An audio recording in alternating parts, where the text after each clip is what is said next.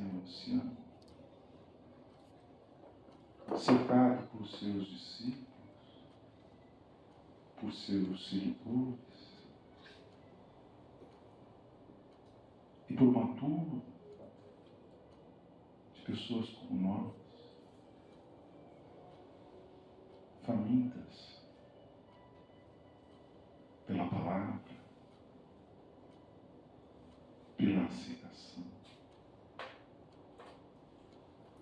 pelo amor que o Mestre mandava. Foi aí que Jesus contou a parábola da rede, quando disse que os pescadores jogavam a rede no mar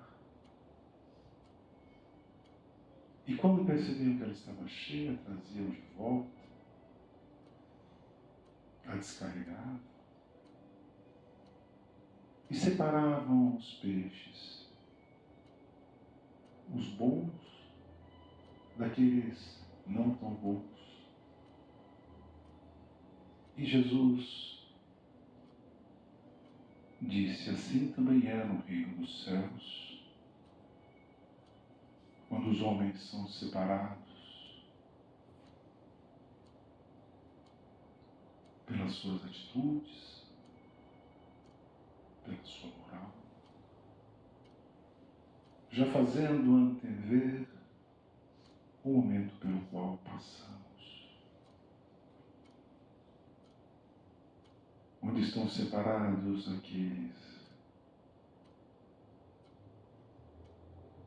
que aprendem o que Ele nos deixou, daqueles irmãos que não precisam se manter na escola, no aprendizado. Com Jesus em nossos corações e a sua mensagem, rogamos a Ele que nos dê a força necessária para que possamos prosseguir caminhando com passos decididos. Que nos dê, Mestre querido, a iluminação necessária para que possamos acertar em nossas escolhas. Que nos dê a clareza do bem, de servir ao próximo, de agir em seu nome.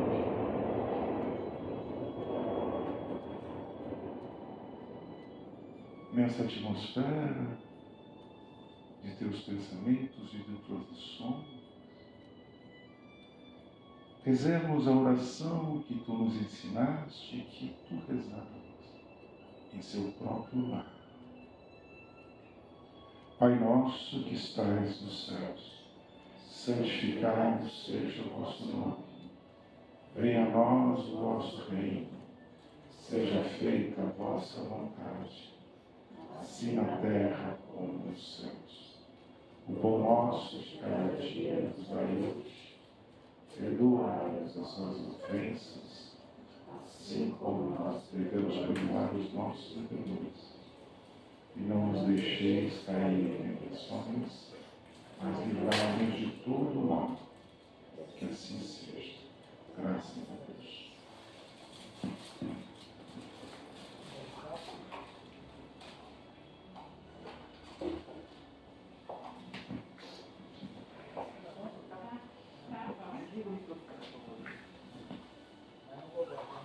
Você consegue tirar?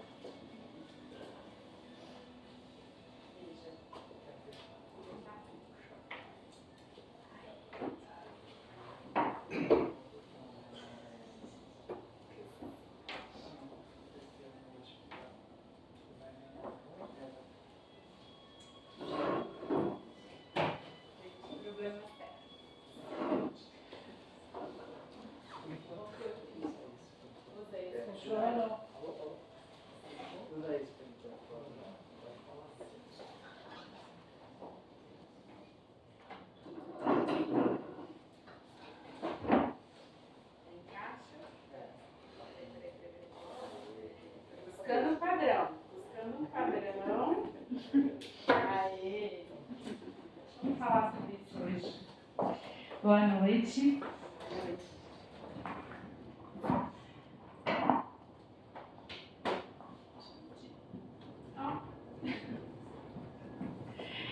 Bom, antes de tudo, eu queria saber de vocês uma coisa.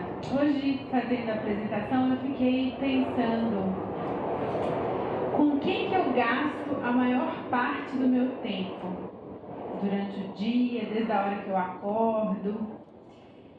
E aí eu cheguei à conclusão que eu gasto a maior parte do meu tempo solucionando problemas. Como é que é com vocês? Vocês já pararam para pensar nisso? Hein? Hã? Não é muito diferente? É isso mesmo, gente? Não acontece só comigo, é isso? Então, isso traz mais, vamos dizer assim, estrelinhas para o que eu vou falar hoje. Porque o que eu vou falar hoje é uma grande ferramenta para a gente parar de ficar solucionando. Em vez de ficar solucionando problemas, a gente parar de causar problemas. Não seria muito mais legal? Muito mais inteligente? Em vez de ficar ocupado solucionando problemas, parar de causar os problemas? Não ia ser massa? Mas não é teu, né? É dos outros. Certeza disso? Vamos ver, né? Vamos ver. Bom, o tema de hoje é a necessidade do raciocínio. A gente vai chegar no conceito de raciocínio, mas eu preciso falar sobre 3 coisas até a gente concretizar o conceito de raciocínio. Mas a gente precisa primeiro entender como que ele surgiu, né? Então, nós fomos criados simples e ignorantes. E à medida que a gente foi, tipo um carro 1.0, versão 1.0. Então, éramos versão 1.0 basicão, tá certo? E à medida que a gente foi estagiando nos reinos mineral, vegetal, animal e hominal, a gente foi desenvolvendo, adquirindo experiências, desenvolvendo o nosso aparelho físico, o nosso aparelho psíquico e o nosso aparelho e o nosso espírito mesmo, né? A gente vem reunindo essas experiências e desenvolvendo novas versões, certo? Oi? Um upgrade, vamos dizer assim. Mas quando a gente chega no reino hominal, a gente ganha uma capacidade nova e definidora, né? A gente, no aspecto da evolução do nosso sentimento, a gente ganha a capacidade do raciocínio. E o que é o raciocínio, né? O raciocínio é aquela capacidade que a gente tem de medir os resultados, de avaliar resultados e, mais precisamente, como a gente está falando de evolução dentro da doutrina espírita, né? De evolução moral, quando a gente fala de raciocínio, a gente está querendo falar daquela capacidade que a gente tem de avaliar e medir os resultados, mas os resultados de quê? Das nossas atitudes, né? Das nossas ações, dos nossos pensamentos. Então, nesse caminhar, né, de aquisições, a gente passou por uma fase dessas, notadamente no reino animal, que aí vou falar do segundo conceito que é importante a gente falar hoje, porque ele é injustiçado, na minha opinião, que é o instinto. Por muito tempo eu acreditava que instinto era uma coisa ruim, né? Mas na verdade o instinto é uma forma de inteligência que os seres que ainda não estão dotados dessa capacidade do raciocínio, eles são movidos e guiados, né, para sobreviver, para experienciar essa fase pelo instinto. Então, o instinto é uma inteligência, né? Está descrito lá, muito bem descrito na Gênese, e eu aprendi isso quando a gente estudou a Gênese aqui, né? Então, foi transformador nesse sentido para mim. Então, por que ele é injustiçado? Porque às vezes a gente fala, nossa, aquela pessoa tem um instinto assassino, quando a gente geralmente dá uma característica para ele. E na verdade, isso não é. Isso aí é outra coisa, né? Que eu vou falar daqui a pouco, que são os automatismos, tá? Então, é preciso a gente entender o que é raciocínio, né? O que foi o instinto, pra gente não... Porque no fundo, quando a gente fala, eu fiz isso por instinto, eu acabo botando assim, como se eu não tivesse responsabilidade sobre aquela atitude menos feliz, vamos dizer assim. A gente não quer essa responsabilidade, então a gente terceiriza, porque isso que a gente faz, né? A culpa é minha, eu ponho quem eu quiser. Então eu ponho a culpa no instinto. E na verdade, o instinto não é nada disso, né? Ou algo que a gente pode botar a culpa. No fundo, a culpa continua sendo nossa e também das nossas escolhas, né? Então, falamos sobre raciocínio, falamos sobre instinto e eu queria falar sobre automatismos. Quando a gente desenvolveu o nosso aparelho assim, físico, né, que possibilitou a gente ganhar essa capacidade de raciocinar, de pensar, o nosso cérebro, principalmente, ele foi sendo adaptado, né, evoluindo junto conosco, né, tudo evoluindo junto, físico, psíquico, espiritual. Então, o que acontece? A parte mais refinada do nosso cérebro, que é o córtex, que é a sede dos nossos pensamentos, da nossa capacidade de raciocínio, ele foi se desenvolvendo e ele tem uma forma muito inteligente. Nosso cérebro, ele busca padrões, certo? Então, por quê? Por que ele busca padrões de pensamentos, de atitudes? Porque é uma forma porque ele quer sempre economizar energia. Então, buscar padrões é uma forma de economizar energia para o cérebro, para o pensamento. Então, ele cria um caminho de neurônios que é aquele padrão. Então, por quê? Já pensou se todo dia, quando você levanta e vai ligar o carro, você fica assim,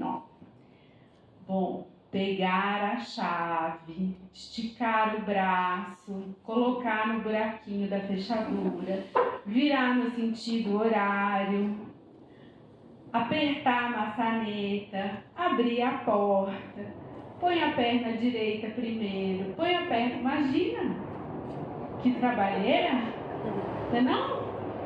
Que gasto, né? Então ele já criou um padrão. Carro, chave, acelera, freia, não é assim? Porque tanto é que a gente fala que é medular, porque a gente parece que nem usa mais o córtex para pensar, mas a gente usa. A gente fala medular de brincadeira, mas está lá no córtex.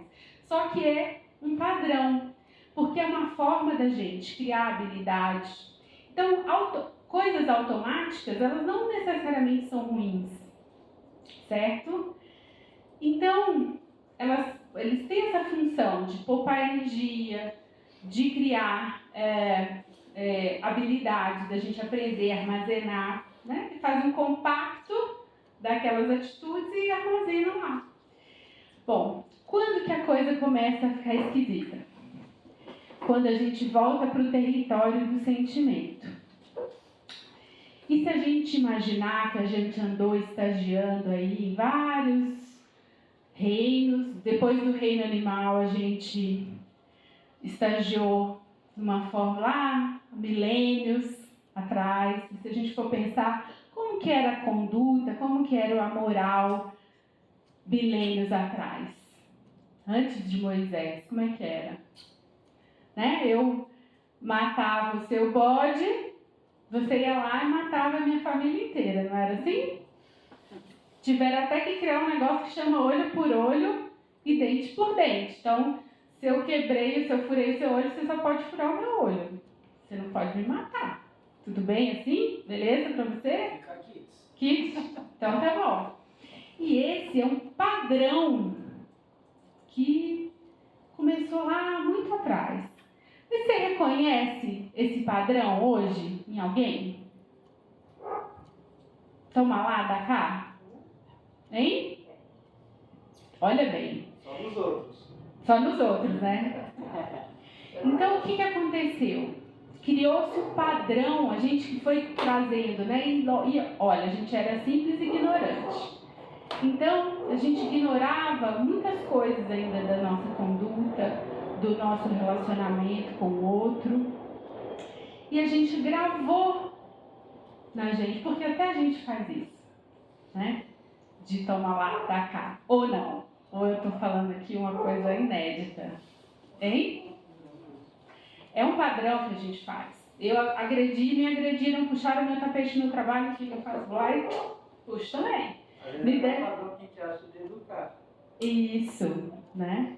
E assim, às vezes, por exemplo, você toma uma fechada no trânsito. Vai fechar de novo. Ou vai fazer um gesto bonito de amor para a pessoa. Então, são padrões de conduta que estão introjetados na gente.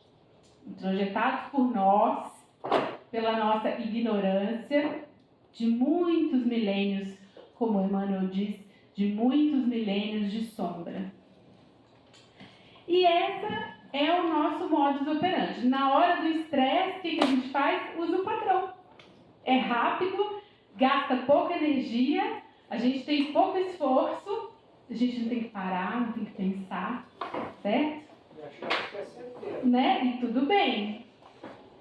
Bom, só que a partir do momento que a gente teve a opção de raciocinar, que nos foi dado, então, o livre-arbítrio, né? A nossa liberdade para escolher. E muito agora do que a gente soluciona por aí são problemas, frutos de nossas escolhas no passado, de nossas escolhas menos prudentes. Então, se a gente pretende, né, caminhar na nossa evolução, na nossa integração com o universo, porque não adianta esperar resultados diferentes se a minha causa, se eu não mudo a minha causa. Ou tem? Alguém conhece um jeito de um resultado diferente sem mudar a causa? Então, se a gente está achando ruim, tá no planetinha de provas e expiações, só tem um jeito: a gente parar de causar. Para daqui a pouco a gente passar de regeneração, para o mundo feliz. E a gente só vai parar de causar quando a gente mudar o começo da história. E a gente só vai mudar a hora que a gente olhar para o que a gente está fazendo e fazer diferente. A Joana de Ângeles, ela fala assim, que... Peraí, deixa eu achar aqui. Bom, atingida a faculdade de raciocinar, o ser desenvolve na energia pensante, os valores que lhe comprazem, avançando ou detendo-se no processo de integração universal.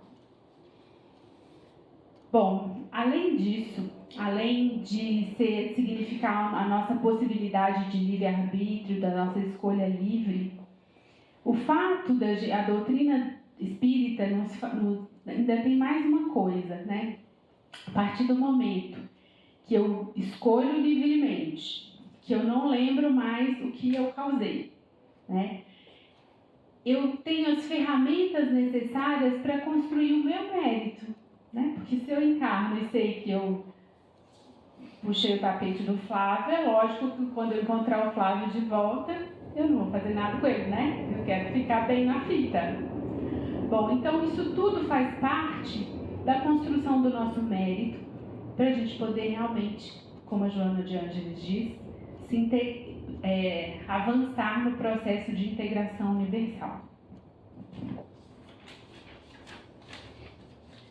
Bom, então a gente já entendeu que as nossas ações automáticas, elas derivam de um padrão nosso que está contaminado pelas nossas paixões, pelas nossas más inclinações, certo? E que isso não é instinto. Muito bem. Então, quando a gente está fazendo uma escolha na nossa vida,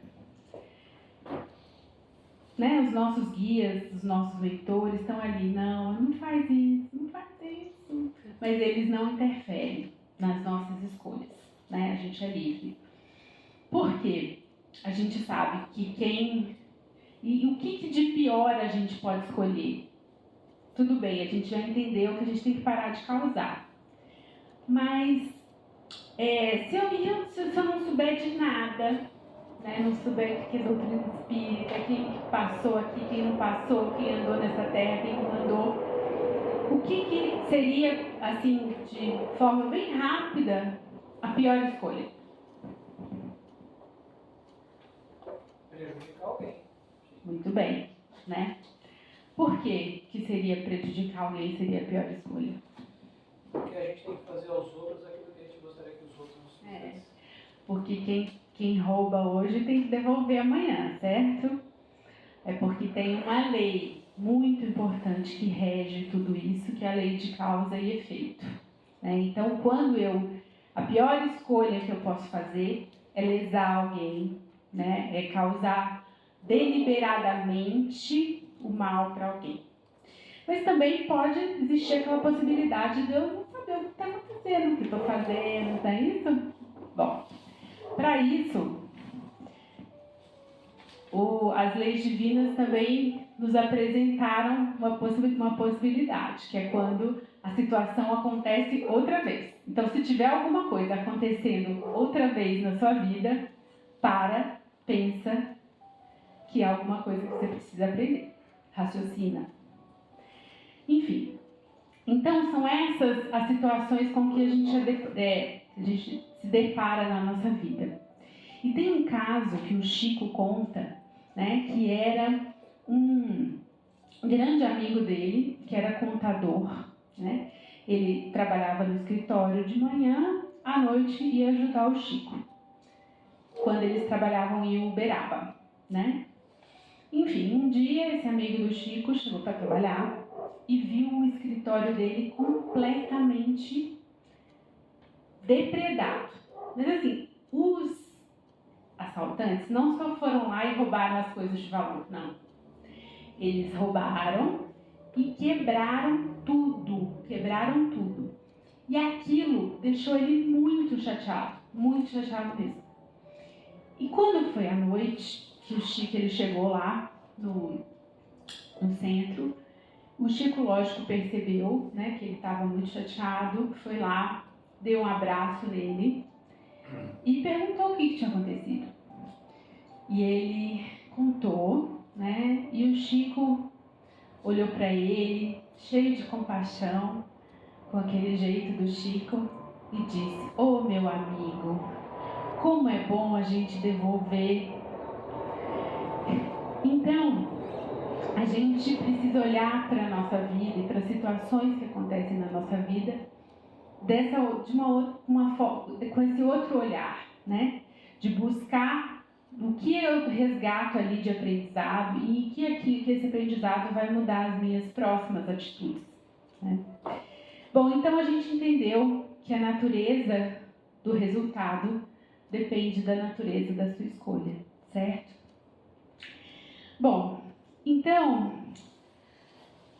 agora a gente precisa olhar para a nossa vida mesmo e ver a quantas ondas anda o nosso reclamômetro, né? Nosso gratidômetro. Eu estou tendo a licença poética aqui de inventar mas para a gente olhar mesmo para o que a gente está plantando, para saber o que a gente vai colher, né?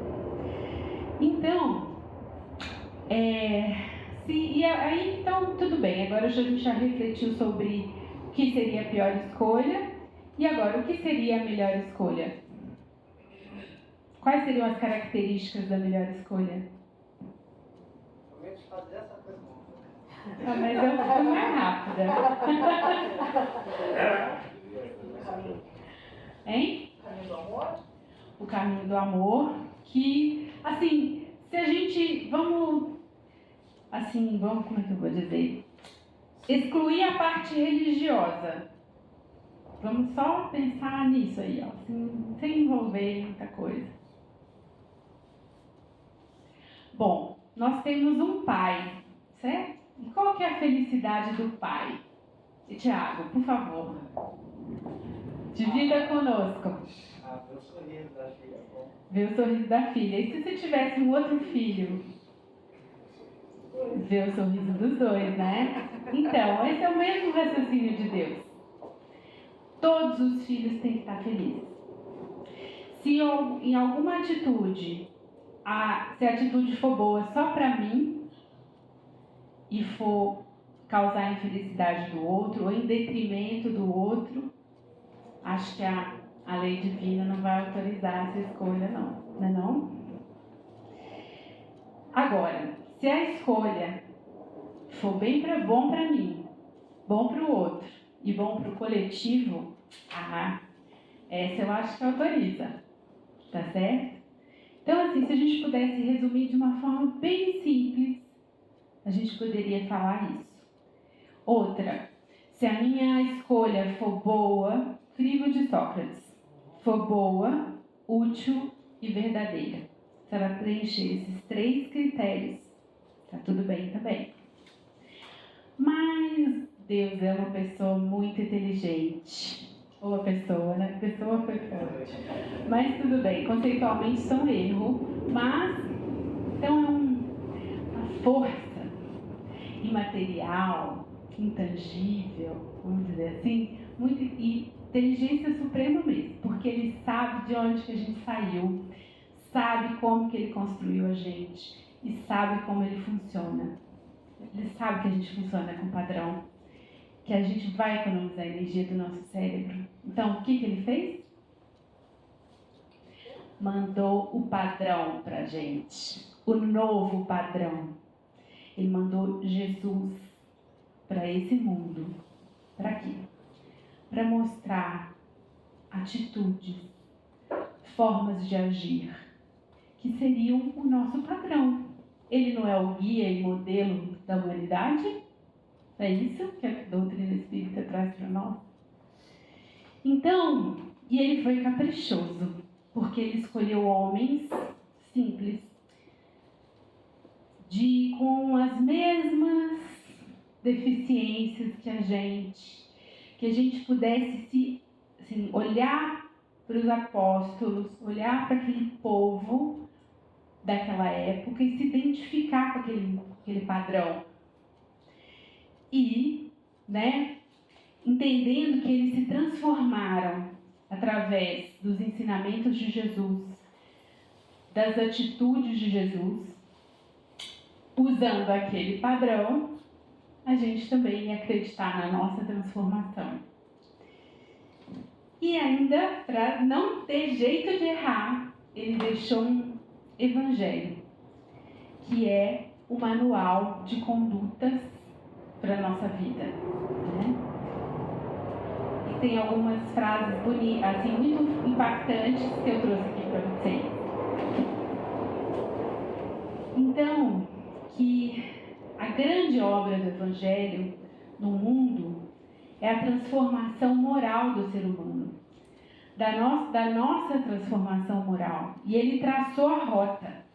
O raciocínio é a ponte que conecta a lição ao nosso aprendizado. A gente enxergar aquele padrão e copiar aquele padrão de Jesus.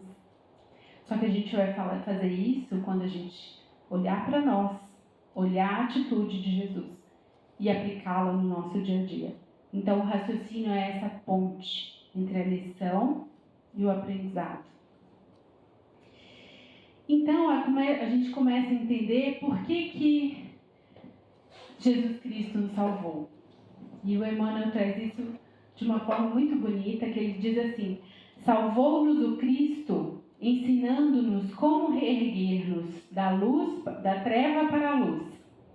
Salvar é, portanto, ele fala que salvar não é arrebatar as pessoas da lama e levar direto para o céu, né?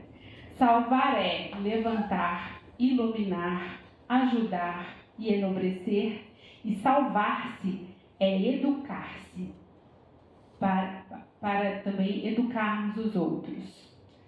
Mas para isso a gente precisa raciocinar.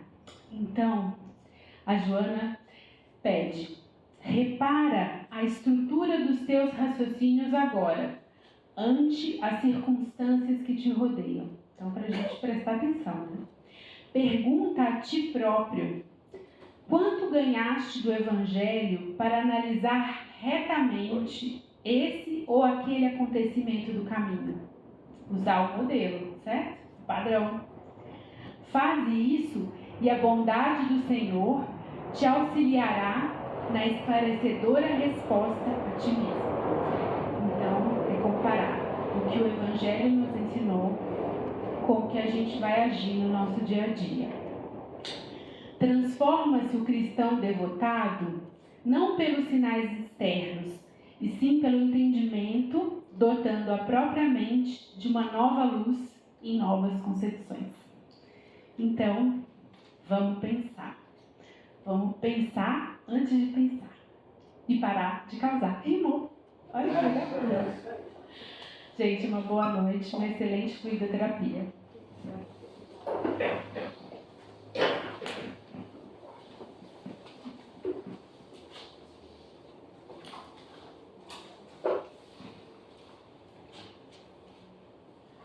Então vamos para a nossa fluidoterapia, o momento que a gente tem para cuidar de nós.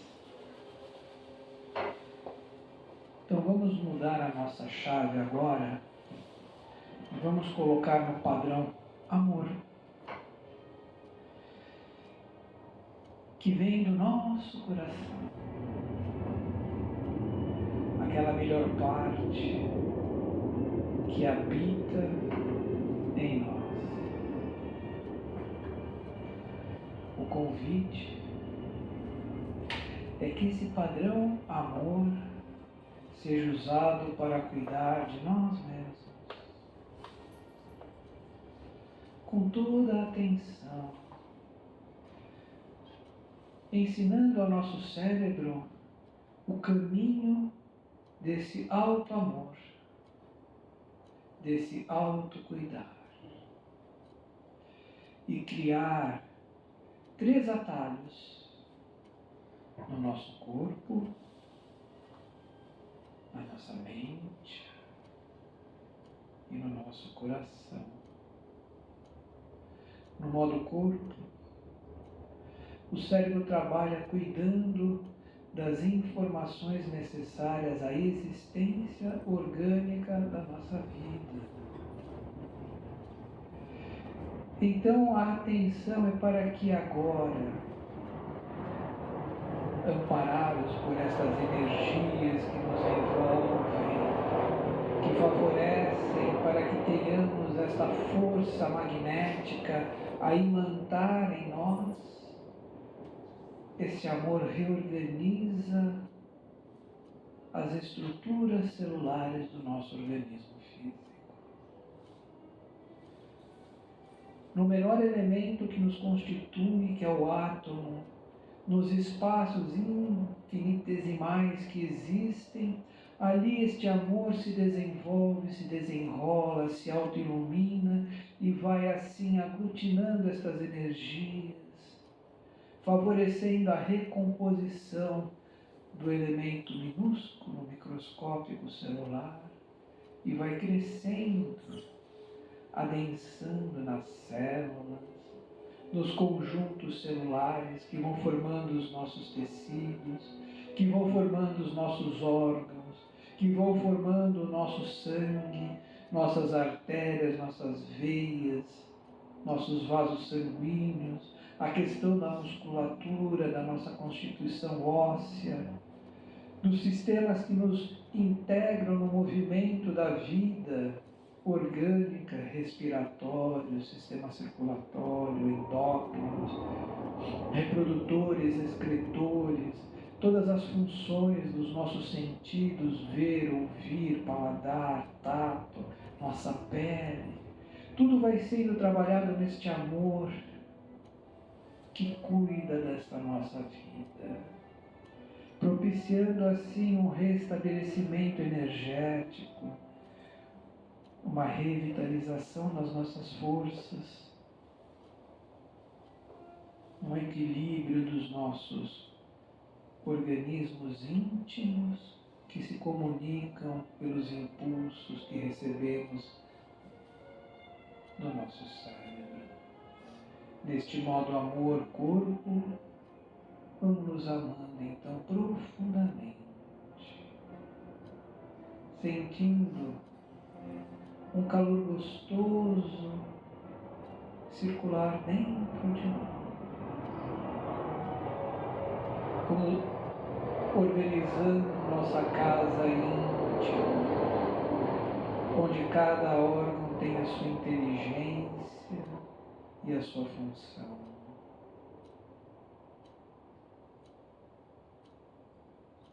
Deixando essa luz então fazer esse trabalho.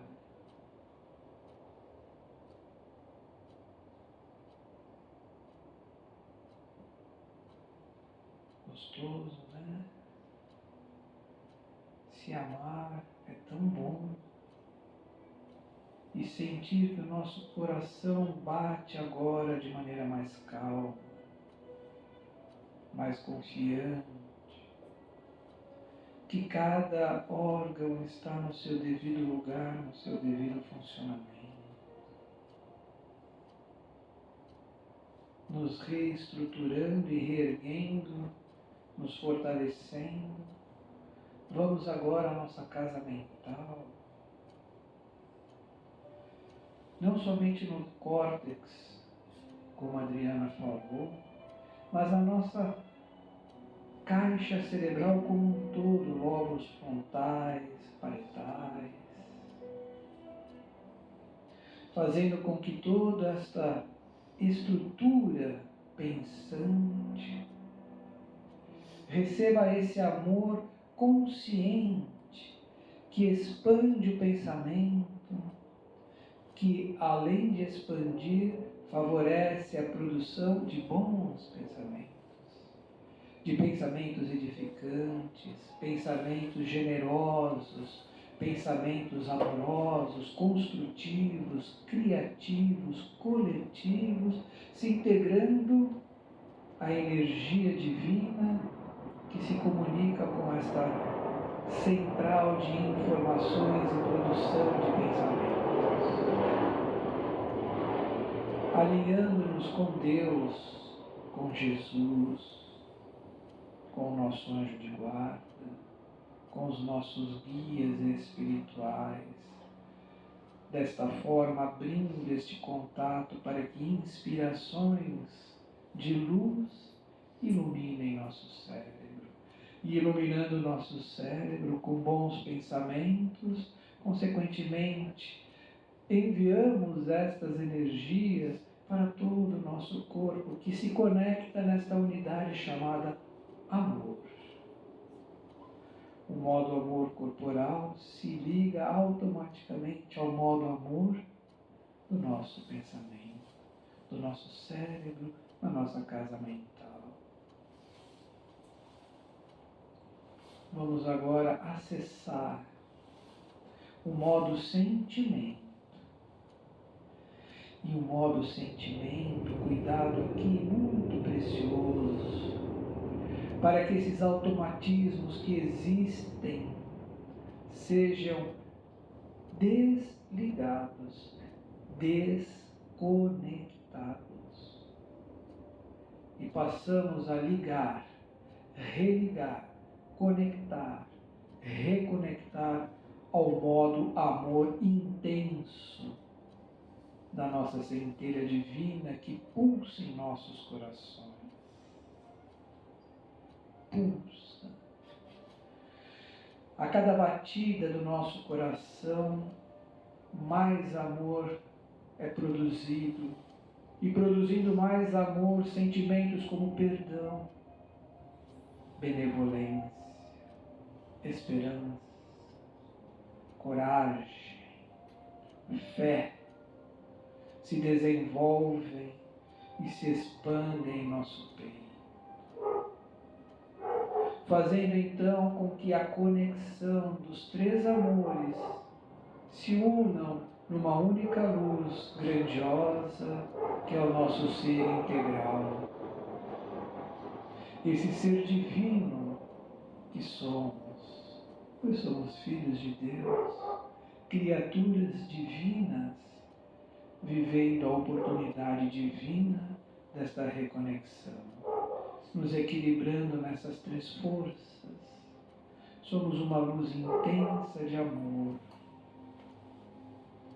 que não cabe em nós. Expandimos-nos, então, para todos os lados. Deixemos que esta explosão de amor aconteça naturalmente e possamos, assim, nesse instante, direcionar aonde quer que desejamos que ela vá. Para quem a gente quer direcionar. Onde que precisa, vamos levar esta luz amorosa. É no trabalho, lá ela está.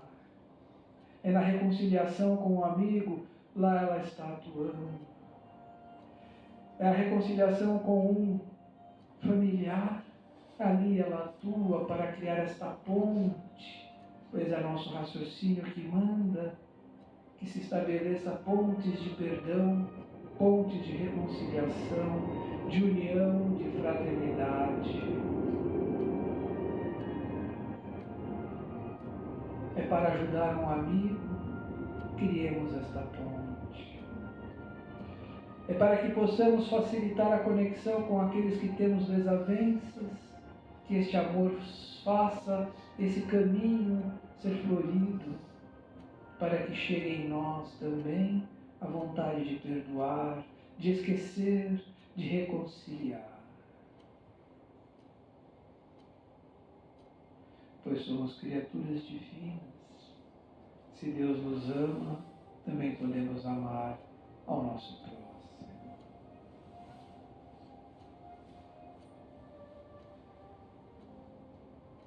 Vamos sentir verdadeiramente esse trabalho de auto-amor em nós. Aquecer nossas almas, nosso espírito. Fazer esta luz brilhar intensamente, não pelo verbo, pelas nossas atitudes. Fazer, realizar, construir. E construir, vamos até o nosso lar, onde passamos com os nossos familiares, onde construímos a nossa família, e ali vamos amar, que essa luz amorosa permeie toda a estrutura do nosso lar, higienizando, limpando, criando uma psicosfera de alegria, de luz, de entendimento, para que os corações que ali se encontram possam usufruir de maneira inteligente a oportunidade reencarnatória da vida. Pois por mais que estejamos vivendo num planeta de provas e expiações, podemos transformar esta experiência em algo bom, útil e verdadeiro para os nossos espíritos e para aqueles que convivem conosco.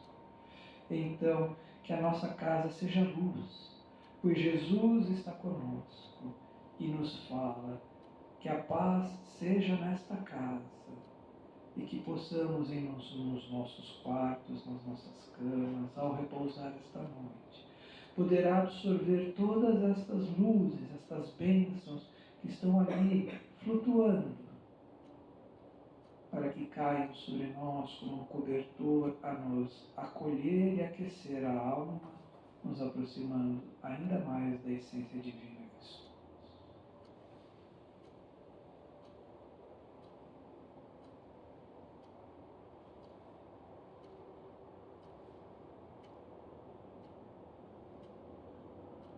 E agora aqui, voltamos a este auditório, confiantes que estamos e preparados que nos sentimos a permanecer neste estado amoroso de luz, de vibração ao longo de nossa semana, que continuemos fortes, mas se porventura titubearmos em algum sentimento, se nos sentirmos um pouco amedrontados diante da vida, que possamos seguir naquele roteiro seguro de Francisco de Assis a renovar as nossas forças e as nossas esperanças. E para que não seja automático, mas que seja profundamente entendido em nossos corações. Vamos juntos na oração, para que ela possa nos transformar e nos fazer ainda mais divinos diante da oportunidade que temos dessa vida. Dizendo: Senhor, fazei de mim um instrumento de vossa paz. Onde houver ódio, que eu leve o amor. Onde houver ofensa, que eu leve o perdão. Onde houver discórdia, que eu leve a união. Onde houver dúvida, que eu leve a fé. Onde houver erro, que eu leve a verdade. Onde houver desespero, que eu leve a esperança. Onde houver tristeza, que eu leve a alegria. Onde houver trevas, que eu leve a luz. Mestre, fazei com que eu procure mais consolar e ser consolado, compreender e ser compreendido, amar e ser amado. Pois é dando que se recebe, é perdoando que se é perdoado, e é morrendo que se vive para a vida eterna. Que assim seja. Graças a Deus. Muito bem, meus amigos, podemos abrir os olhinhos. Eu queria aqui deixar uma gratidão a todos que cooperaram com a nossa campanha. Conseguimos atingir a meta das cestas que a gente havia se proposto, mas o desafio continua agora para o mês que vai entrar. Então, que todos possam continuar trabalhando, ajudando a nossa casa,